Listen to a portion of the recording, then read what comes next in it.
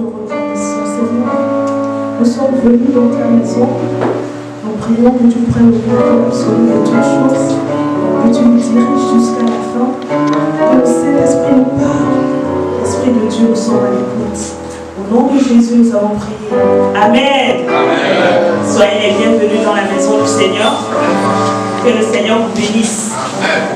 Malgré la pluie, vous êtes venus. Que Dieu vous bénisse. Et ce soir, nous allons considérer un thème. Je vais donner une partie de mon titre et vous allez me compléter ça. Je vais parler d'une petite arme de destruction massive. Une petite arme de destruction massive. Qui connaît cette arme-là? Oui, le frère David. Que Dieu te bénisse. Nous parlons ce soir de la langue, une petite arme de destruction massive. La langue, le dictionnaire le définit comme un organe charnu, musculeux, allongé, mobile, placé dans la bouche, est capable de faire vivre ou de faire mourir.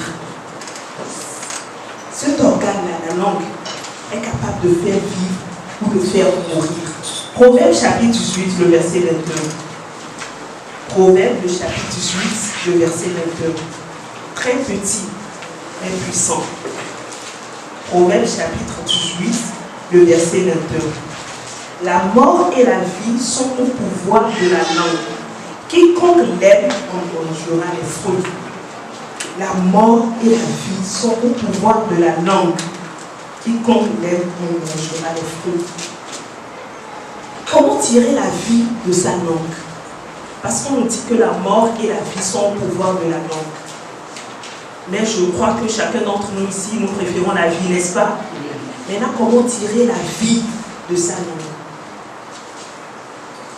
En premier lieu, en contrôlant tes paroles. Qu'est-ce qu'on fait avec la langue? On parle, n'est-ce pas? Donc, en contrôlant tes paroles, tu peux tirer la vie de ta langue. Psaume chapitre 141, le verset 3. Psaume chapitre 141, le verset 3. Une arme très petite, mais de destruction massive. Psaume chapitre 141, le verset 3. La parole de Dieu dit: Éternel, mets une garde à ma bouche, veille sur la porte de mes lèvres. C'est le psalmiste qui priait. Il disait au Seigneur: mets une garde à ma bouche. Parce que la mort et la vie sont au pouvoir de la langue. Si tu ne m'aides pas, je n'aurai pas la bonne partie.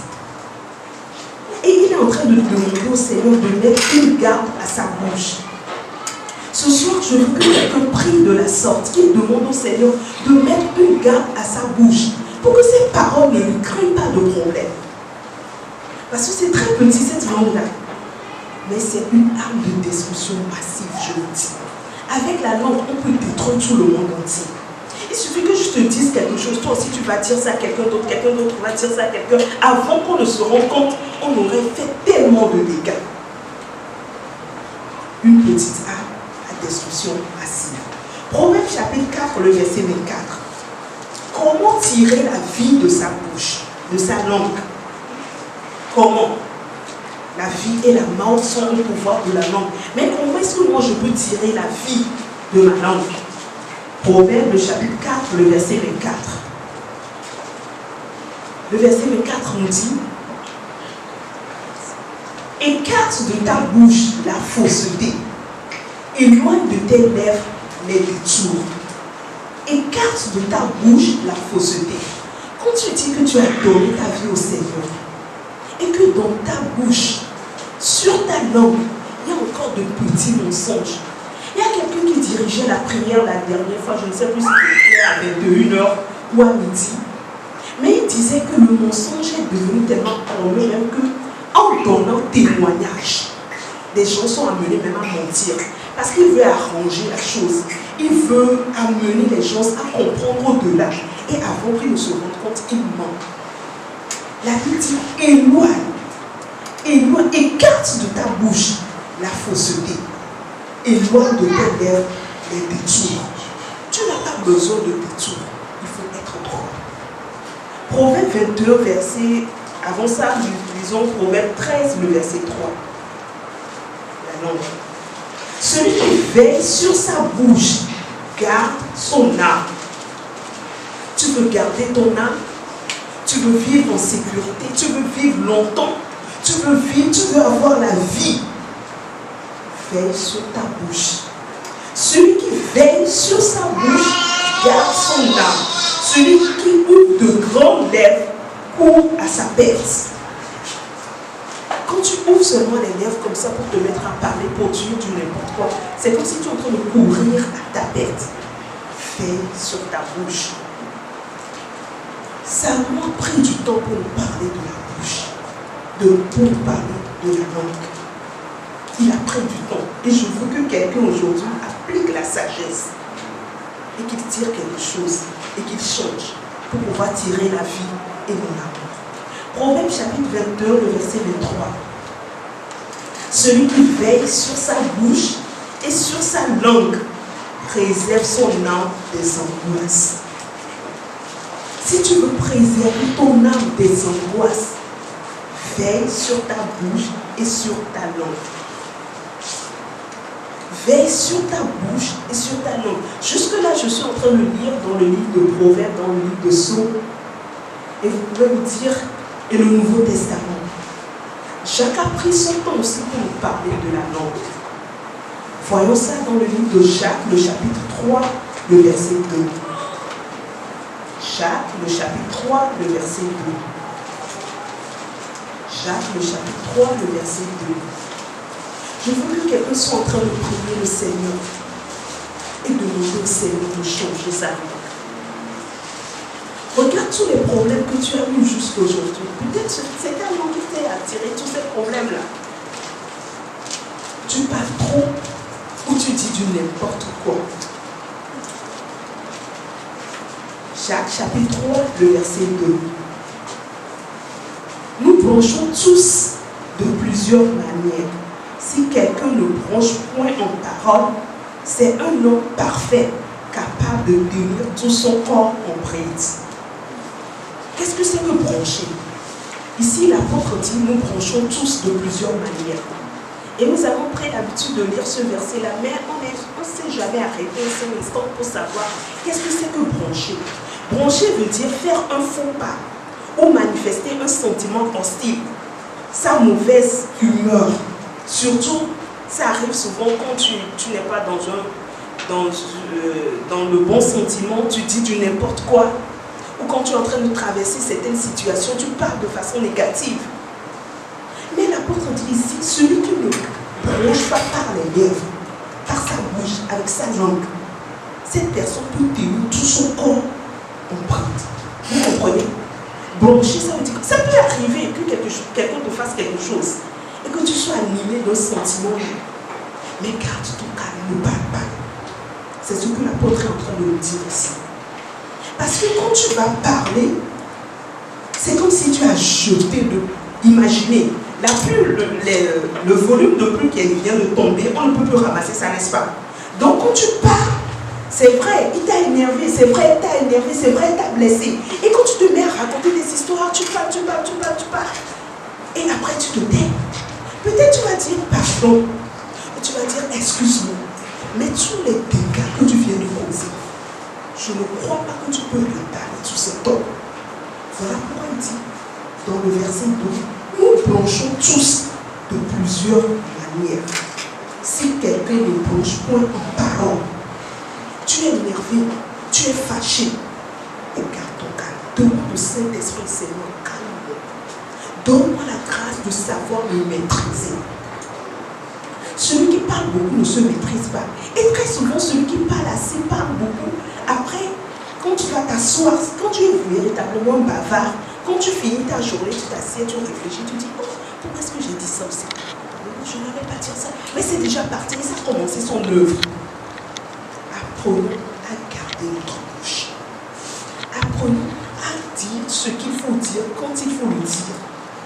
Que le Seigneur nous donne la sagesse de savoir garder nos lèvres. de savoir garder notre bouche, de savoir garder notre langue. Nous essayons tous de tendre vers la perfection, de tenir notre corps en prise. Mais c'est en gardant ta bouche, c'est en maîtrisant ta langue. C'est en maîtrisant nos sentiments, en contrôlant nos faits, en contrôlant nos gestes, en sachant quoi dire, quand le dire. Il dit dans le livre de Jacques, le chapitre 1, le verset 26. Si quelqu'un croit être religieux, ça veut dire si quelqu'un croit être chrétien, ça veut dire si quelqu'un croit avoir accepté Christ dans sa vie, si quelqu'un croit être né de nouveau, il dit,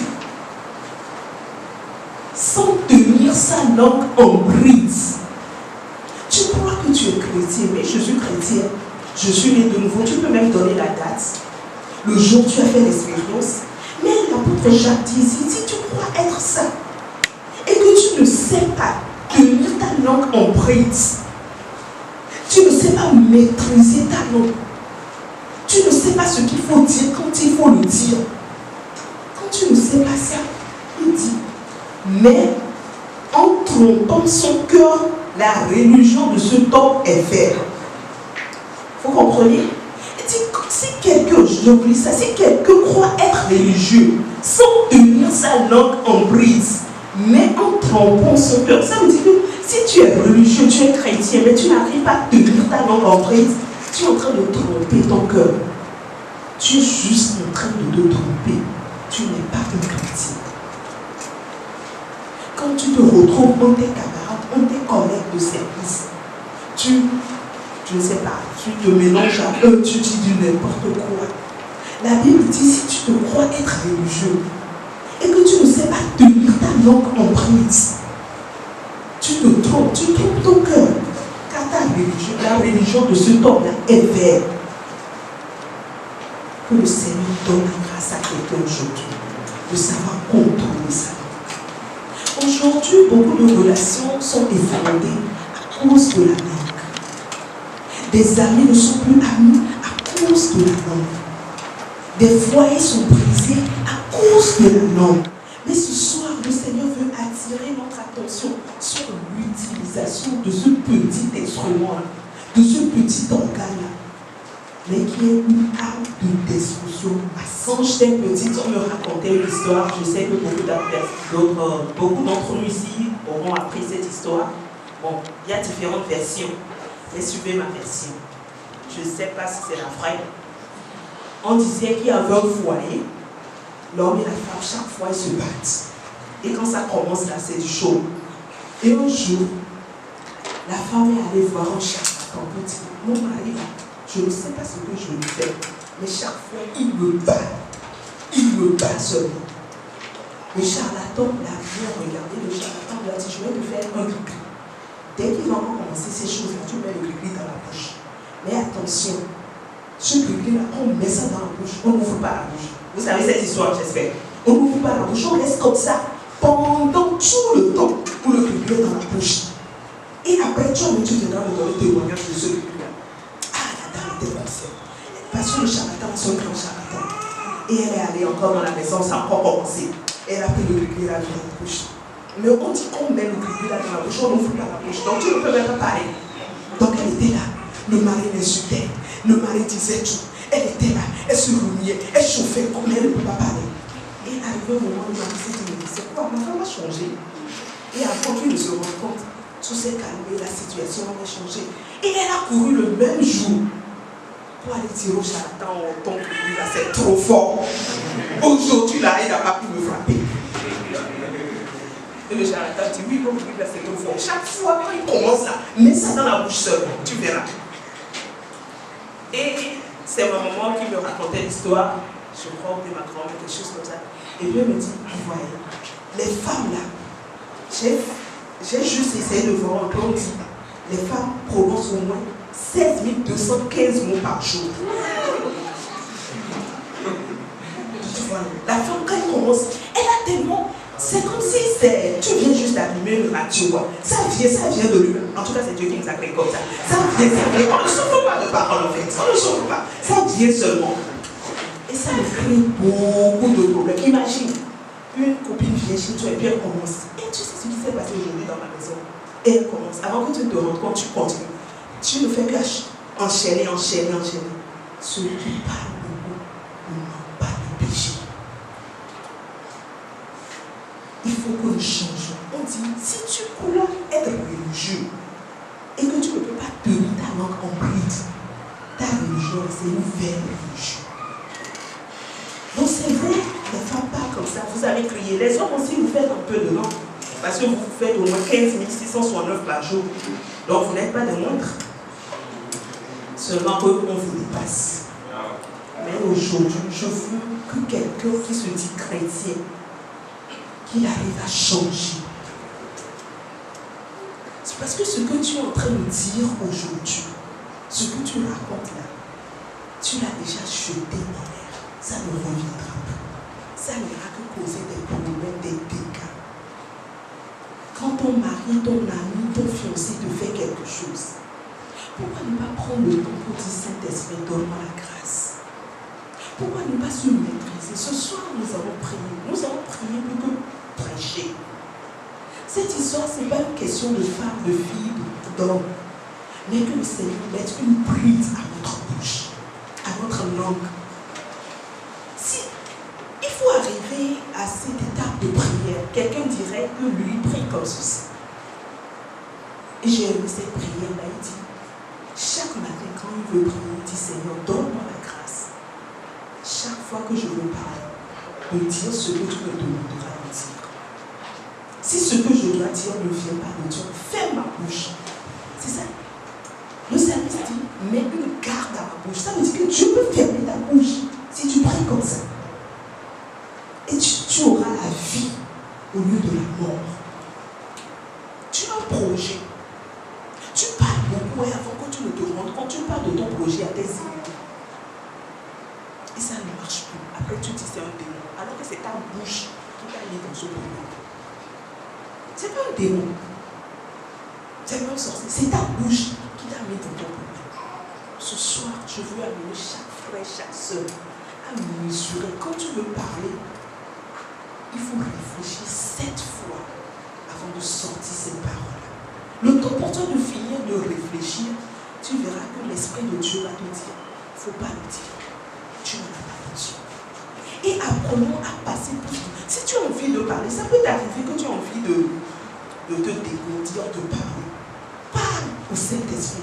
Va dans la prière, rentre dans ta chambre et commence par parler à Dieu. Vous savez, Dieu est proche de nous plus qu'on peut se l'imaginer. Il est juste à côté.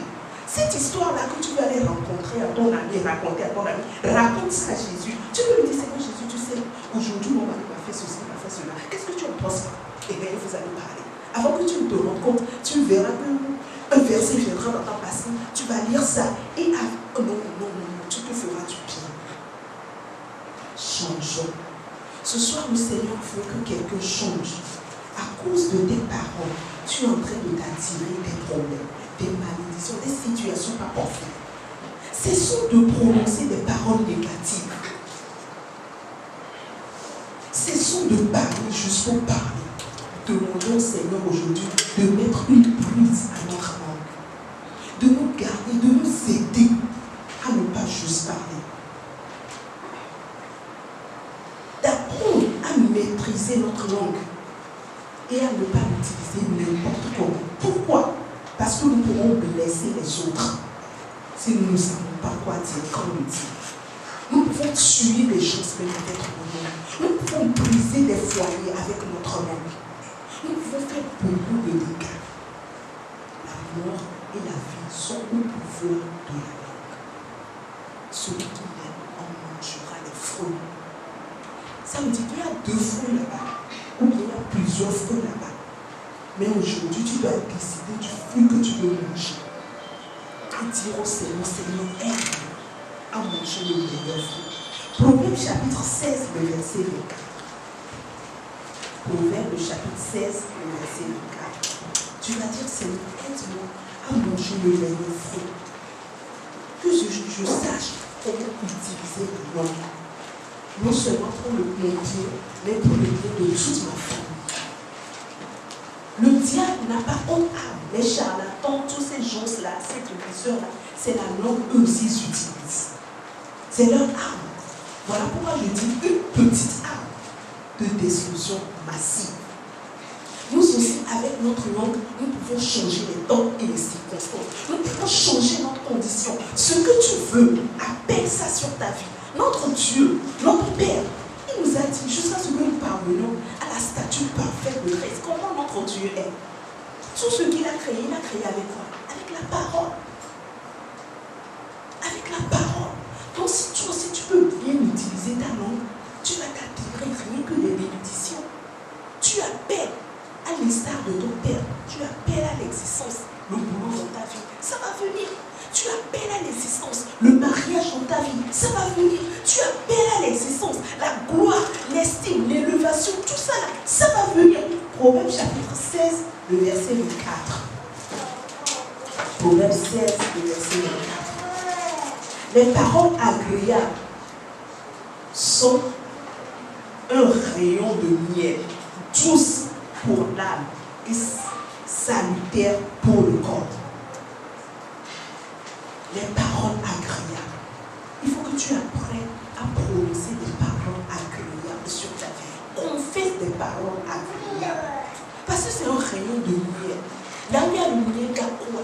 Il y a la douceur, il y a la tendresse, il y a la joie. Le miel, c'est bon. Et les paroles agréables sont quoi? Sont un rayon de miel. Proverbe 15, le verset 1 et le verset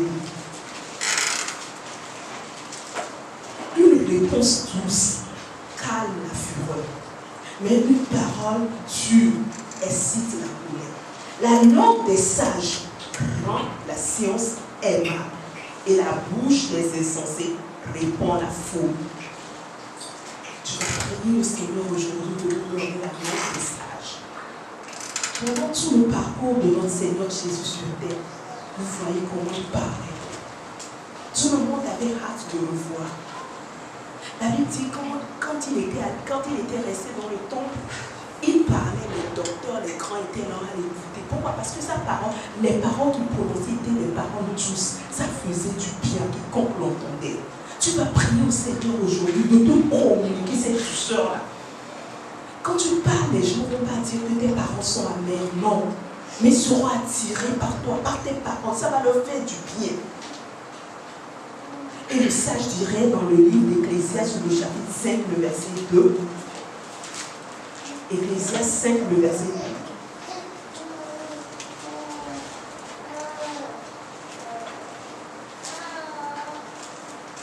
Car si les songes naissent de la multitude des occupations, la voix de l'insensé se fait entendre dans la multitude des paroles.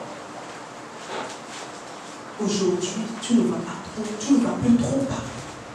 Tu vas dire au Seigneur de te donner d'être sage, de changer tes paroles. Et s'il faut parler, il faut que tes paroles soient douces. Il faut que tes paroles apportent la joie dans la vie de quelqu'un qui est désespéré.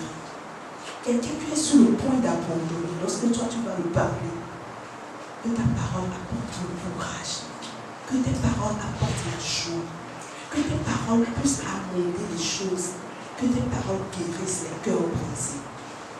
Amen. Colossiens 4, verset 6. Colossiens 4, ce soir nous n'allons pas être longs, mais nous allons prier jusqu'à ce que Dieu change nos langues. Colossiens 4, le verset 6. J'ai lu beaucoup de versets, juste pour nous donner de comprendre que c'est important de veiller sur notre langue. Verset 6 dirait que votre parole soit toujours accompagnée de grâce. Ma soeur, mon frère, est-ce que tes paroles sont accompagnées de grâce? Tu vas prier le Seigneur aujourd'hui que mes paroles soient toujours accompagnées de grâce. Quand quelqu'un est désespéré, il est sur le point d'abandonner. Quand moi je vais juste commencer par le parler, qu'il retrouve la vie. Que tes paroles soient assaisonnées de grâce. Que tes paroles soient toujours, pas seulement certains en certains, mais soient toujours accompagnées de grâce. Assaisonnées de sel, afin que vous sachiez comment il faut répondre à chacun. Les critiques viendront, les provocations viendront, mais tu vas prier le Seigneur aujourd'hui de te donner la grâce et le sel nécessaire pour savoir comment répondre. C'est ça la religion pure. C'est ça la vraie religion. Celui qui sait tenir sa langue à plate. Si tu n'as pas ça, tu n'as pas la vraie religion. Je veux que tu baisses la tête en dessous. Que je mette une prise à ma langue. Cette langue t'a créé trop de problèmes déjà. Cette langue, on va se lever. Je ne veux pas qu'on dorme. On va se lever pour prier. On va prier le Seigneur. Tu vas prier le Seigneur. Tu vas dire, Seigneur, aide-moi. Seigneur, aide-moi. Parce que si tu gardes ta langue, ça veut dire que tu es en train de garder, de tenir en brûle tout ton corps, toute ta personnalité, tout ton avenir.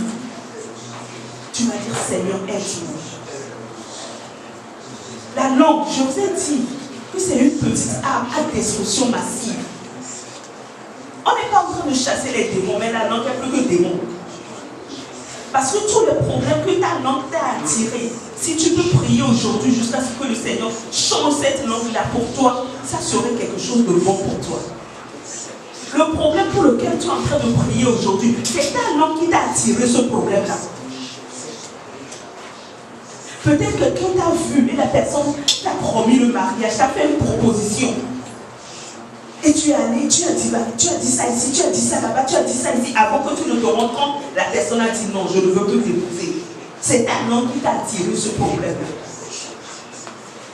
Tu as dit quelque chose, et même dans ta famille, on ne veut plus entendre parler de toi. C'est ta langue qui t'a créé ce problème-là.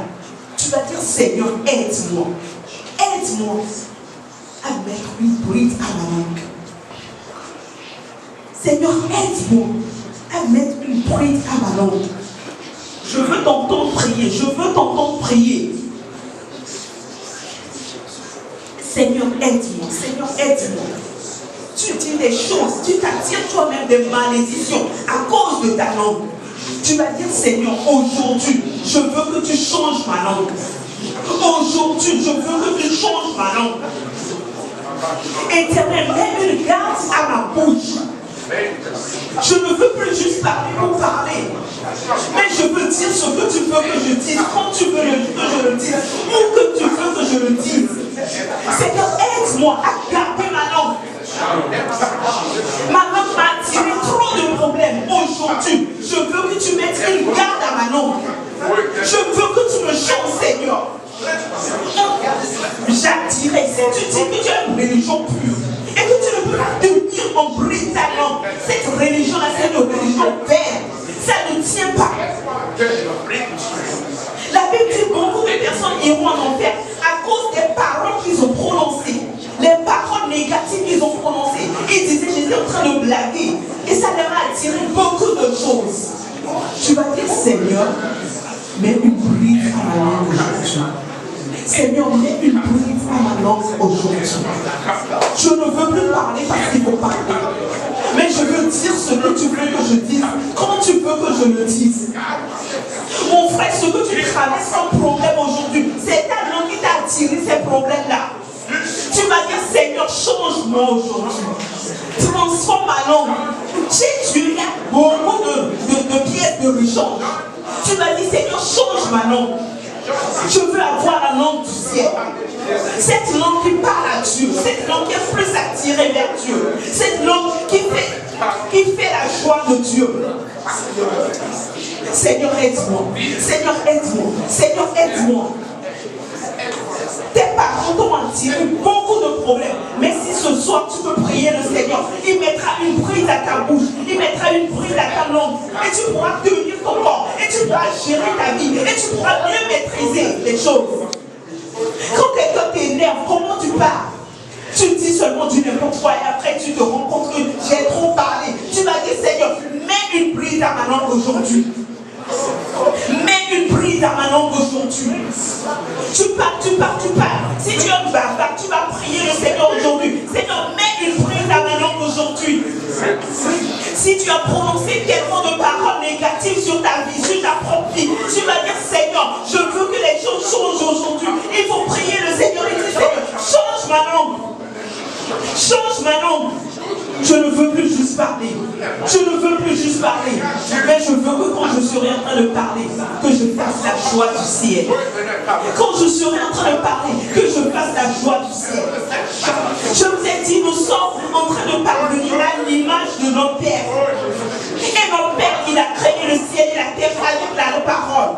Ça veut dire que tu peux changer beaucoup de situations autour de toi avec ta parole. Mais si ta langue est une langue polluée, elle ne veut rien faire de bon. Tu vas dire, Seigneur, sanctifie ma langue aujourd'hui. Seigneur, sanctifie ma langue aujourd'hui. Seigneur, sanctifie ma langue aujourd'hui. Ma langue doit apporter la vie et non la mort. La vie et la mort sont au pouvoir de la langue. La vie et la mort sont au pouvoir de la langue. Tu vas dire, Seigneur, ma langue doit toujours apporter la vie. Ma langue doit toujours apporter la vie. Si ce que je veux dire n'apportera pas la vie, point de besoin de parler. Si ce que je veux dire ne va pas m'apporter la vie, point besoin de parler. Seigneur, aide-moi. Seigneur, aide-moi. Seigneur, aide-moi. Je ne veux pas moi-même gâcher mon avenir avec ma bouche. Non, Seigneur, aide-moi.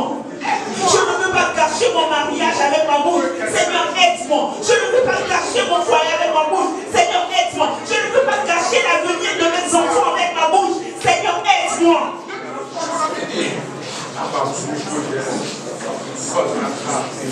Seigneur, apprends-moi à parler avec grâce, douceur. Oh, que mes parents soient toujours douces. Quand quelqu'un est dépassé par les faits, lorsque je vais lui parler, qu'il soit soulagé, qu'il retrouve le courage, qu'il soit consolé par mes paroles, Seigneur. J'ai besoin de toi. Change mon cœur, oh Dieu, rends-le pur et saint. Change mon cœur, oh Dieu, que je sois comme toi. Tu vas prier le Seigneur de changer ton cœur. Parce que la Bible dit c'est de l'abondance du cœur que la bouche parle. Si ton cœur n'est pas transformé, tu vas beau essayer de gérer ta vie, mais ça va sortir. Tu vas dire Seigneur, change mon cœur, purifie mon cœur.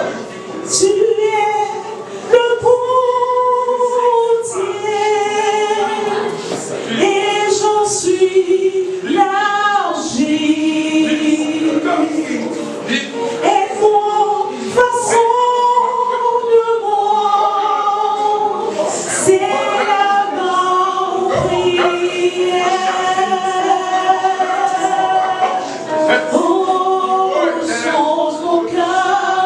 Oh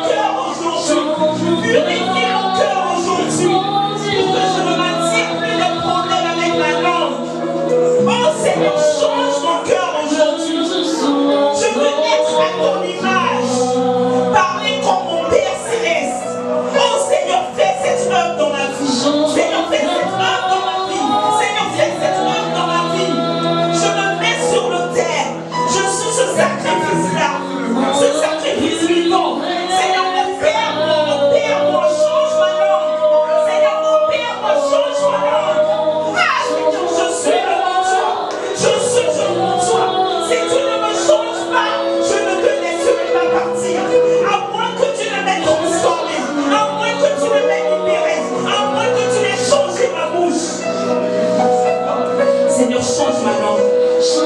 Seigneur, change ma langue. Seigneur, change ma langue. Je veux que ma langue soit accompagnée de grâce et assaisonnée de sel. Oh, je veux prononcer des paroles douces. Je veux que quand je serai en train de parler à quelqu'un, oh, que cette parole me fasse du bien, Seigneur Jésus.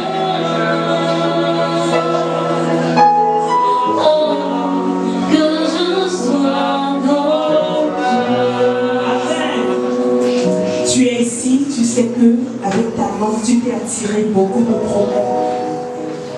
Tu as brisé des relations. Tu t'es créé des ennuis. Au point où des fois même, tu te culpabilises. Tu vas lever la main, nous allons prier pour toi.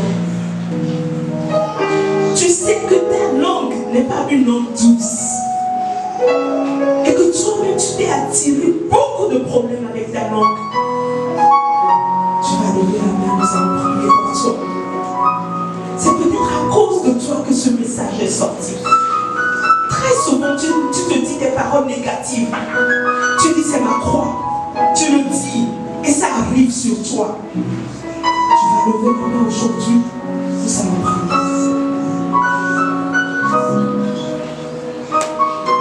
Notre Père, nous voulons te bénir encore ce moment. Nous voulons te remercier pour cette parole. Merci pour ces mains qui sont levées en signe d'abandon entre tes mains. Parce que nous reconnaissons que nous avons ouvert la bouche et nous avons dit des choses. Et cela a eu des conséquences et des répercussions négatives sur notre vie. C'est pourquoi, Seigneur, nous venons à toi cet après-midi, toi qui changes tout, afin que tu puisses, Seigneur, changer notre condition, changer notre cœur et changer notre langue, afin qu'à partir de maintenant, Seigneur, oui, de cette même source ne sorte plus l'eau douce et l'eau amère au nom de Jésus. Mais quand nous allons ouvrir la bouche, que seulement l'eau douce sorte. Que seulement les paroles de bénédiction sortent. Les paroles encourageantes, les paroles qui réconfortent, les paroles qui soulagent, les paroles qui apportent la paix, les paroles qui apportent le salut, soient l'objet de nos paroles au nom de Jésus. Seigneur, restaure quelqu'un, restaure une vie, restaure une âme qui, à cause de sa bouche, a couru à sa perte au nom de Jésus. Merci pour l'exaucement. Que ton nom soit élevé. Au nom de Jésus, nous avons prié.